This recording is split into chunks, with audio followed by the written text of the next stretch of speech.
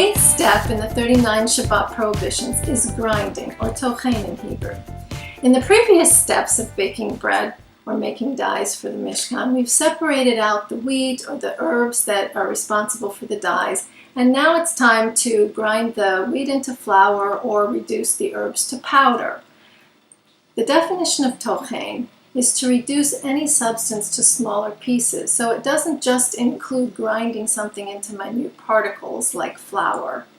It includes any activity that reduces a larger item into very small pieces, so shredding, grating, dicing, or chopping.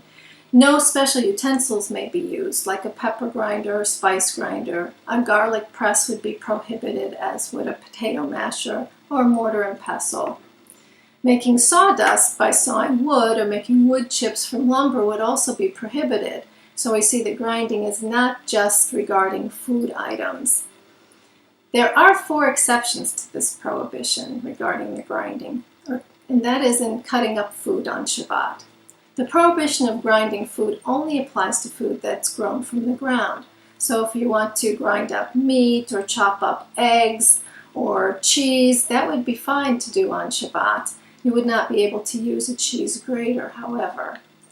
Also, previously ground foods may be ground for immediate use. It would be permitted to crumble up crackers to put in your soup or to crumble up cookies to put on your cake. Since these items were already made from something that was previously ground, the grain, the regrinding of these is permitted.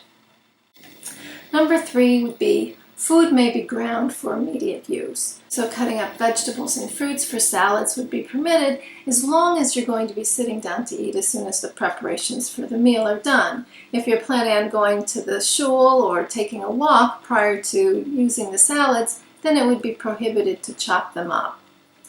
The 4th exception to grinding is that it sometimes may be done as long as it's done in an unusual manner.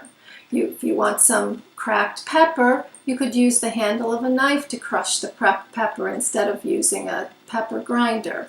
You need to mash some potatoes that are already cooked, or you want to mash a banana, you could use the handle of a spoon or the handle of a fork. There is another aspect of grinding that may initially seem surprising.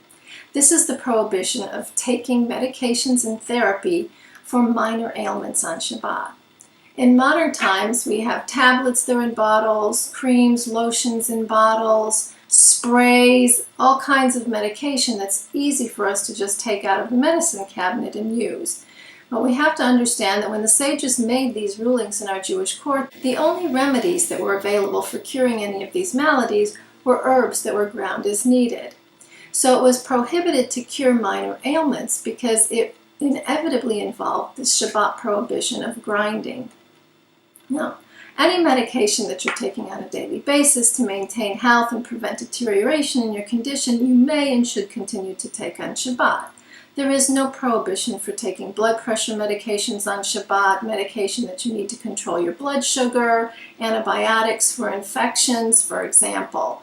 Even vitamins may be taken on a daily basis to maintain health.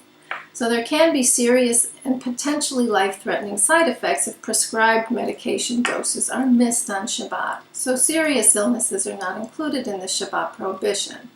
Also on Shabbat, we set aside all prohibitions and act quickly to do anything and everything that's necessary if a human life is at risk.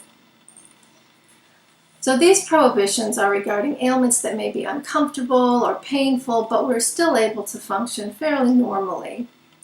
So what are some examples of these illnesses? Well, a common cold, minor headache, maybe a little toothache, stiff neck, minor itching from mosquito bites, mild constipation or diarrhea, heartburn, athlete's foot, chapped hands or lips, mild psoriasis for the short list.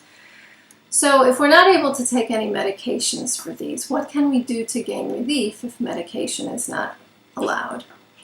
Well, anything that a normal, healthy person may enjoy doing, we can do to relieve the discomfort. So for a cold or sore throat, eating tea with lemon or making a traditional hot toddy that throws in a little bit of whiskey is acceptable. If your throat is sore, sucking on a hard candy would be permitted. To provide some numbness, maybe for a little bit of a toothache, swishing Arrack or vodka around it could help.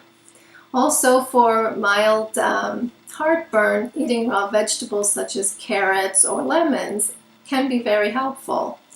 Using an ice pack for sprains or to prevent swelling is permitted, since even healthy people might use an ice pack to cool off on a hot day. If someone anticipates that they may have a headache, then medication may be taken in advance as a preventive measure. And there are some that do have the custom that allow taking pain medication like aspirin or acetaminophen or analgesic sprays in order to relieve pain, since this doesn't really provide a cure. This is only a sample of the minor ailments. And you can see that this is a complicated topic that would require discussion with a rabbi about your special circumstances. Then some could ask, how is it that Hashem would want us to be suffering or detract from the enjoyment of our Shabbat by having these ailments? Well, delighting in Shabbat is an important element, but the primary element of Shabbat is that we are declaring that Hashem created the world in 6 days and He rested on the seventh, that He owns the world, and we relinquish our ownership to Him on this one day. And that is what brings us delight in Shabbat. So I hope this helps you to have a deeper understanding of Judaism. So continue on your journey to a more spiritual Shabbat, and see you next time on Torch.